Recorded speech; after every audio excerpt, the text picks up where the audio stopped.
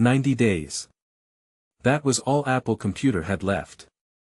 90 days of cash, 90 days of payroll, 90 days before the company that invented the personal computer as the world knew it would simply cease to exist. It was August 1997, and the most storied brand in Silicon Valley was bleeding out on the floor of its own boardroom.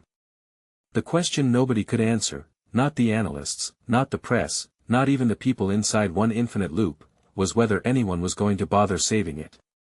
Apple was born in a garage in Los Altos, California, in 1976. Steve Jobs and Steve Wozniak built the Apple I by hand and sold it for $666.66 a unit. Within 4 years, Apple had gone public in one of the most oversubscribed IPOs in history, minting more millionaires in a single day than any company before it. The Macintosh launched in January 1984 with a Super Bowl commercial that cost $1.5 million and ran exactly once. It was audacious. It was brilliant.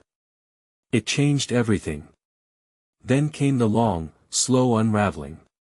In 1985, the Apple board sided with CEO John Sculley and forced Steve Jobs out of the company he had founded.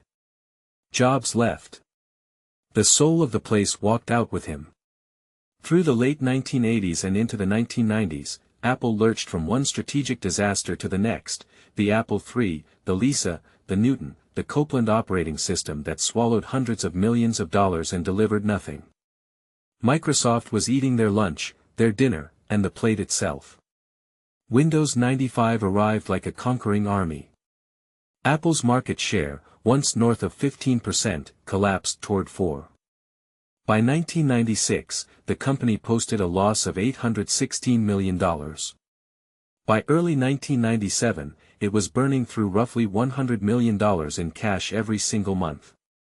The board hired Gil Amelio as CEO in February 1996, hoping a turnaround artist could reverse the slide. He could not.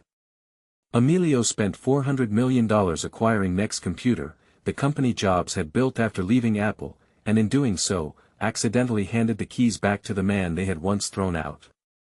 Jobs returned to Apple in an advisory capacity in early 1997.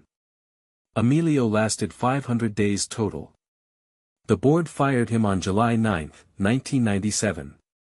And then came the decision that changed everything. It was August 6, 1997. The Macworld Expo in Boston. The crowd inside the Heinz Convention Center had the charged, anxious energy of people watching a building on fire from across the street, fascinated and horrified in equal measure. Steve Jobs took the stage not as CEO, not yet, but as the man who had been quietly steering the ship since Amelio's removal. He was wearing shorts and sneakers. He looked relaxed. He was not relaxed. What Jobs had engineered in the weeks prior to that morning was one of the most psychologically complex deals in corporate history. He had called Bill Gates. The two men had a relationship that was equal parts admiration, resentment, and grudging mutual respect. Jobs once said Microsoft had no taste, and Gates had once said Jobs never learned from others. And yet Jobs picked up the phone. The conversation was direct. Apple needed money. Apple needed credibility. And Microsoft, despite being the dominant force in personal computing, needed something only Apple could provide, proof that it was not a monopoly. The Department of Justice had been circling Microsoft for years. Having a viable Apple alive in the marketplace was worth something to Gates. Real money. The deal they struck, Microsoft would invest $150 million in non-voting Apple stock. Microsoft would commit to producing Microsoft Office for the Macintosh for at least 5 years. Apple, in return, would drop a long-running patent lawsuit it had filed against Microsoft. The details were kept almost entirely secret until that morning in Boston. When Jobs announced the investment from the stage, the first face that appeared on the screen behind him was Bill Gates, beamed in via satellite, enormous, pixelated, hovering above the crowd like a corporate deity. The audience booed. Loudly. Jobs let them. Then he spoke quietly and with precision. If we want to move forward and see Apple healthy and prospering again, we have to let go of a few things. We have to let go of this notion that for Apple to win, Microsoft has to lose. The crowd fell into an uneasy silence. Some people understood what they were watching. Most did not. What they were watching was a man saving a company with a deal that looked, on the surface, like surrender. It wasn't surrender. It was triage. The $150 million would keep the lights on. The office commitment would reassure the enterprise customers Apple had been hemorrhaging for years. And the patent settlement cleared the legal underbrush so Jobs could move fast.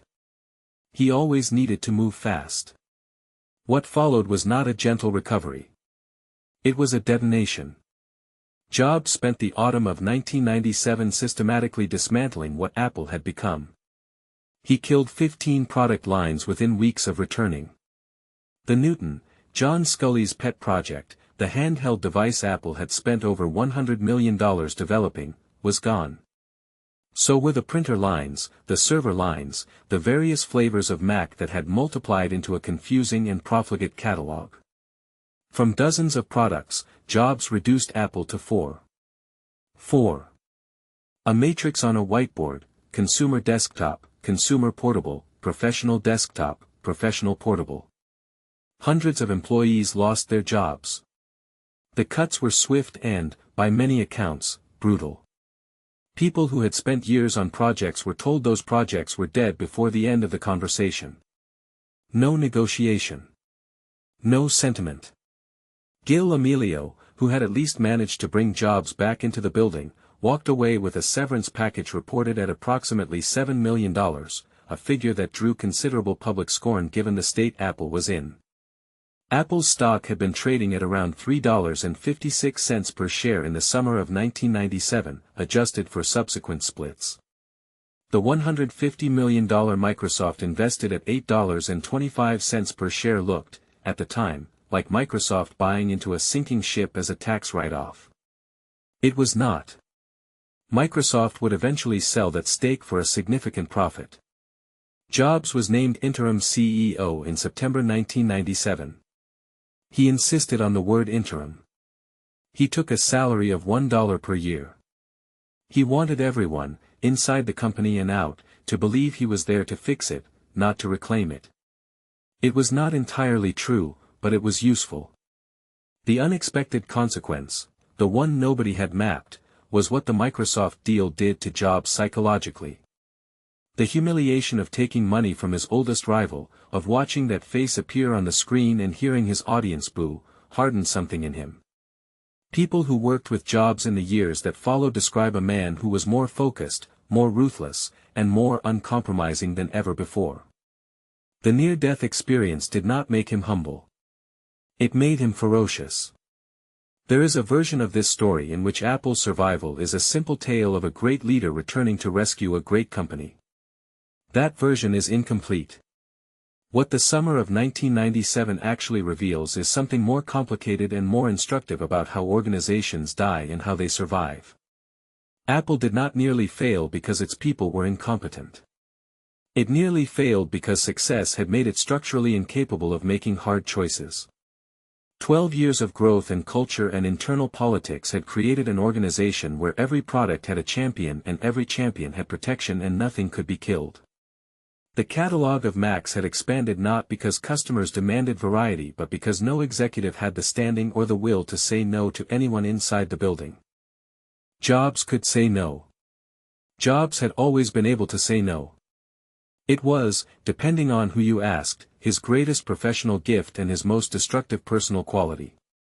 The same man who cut 15 product lines in a quarter also reduced people to tears in hallways and told engineers that years of work were garbage. There is no clean version of what he was. The Microsoft deal itself is a masterclass in recognizing that pride is a luxury companies on life support cannot afford. Jobs did not like asking Bill Gates for money. He did it anyway. The $150 million was not the point.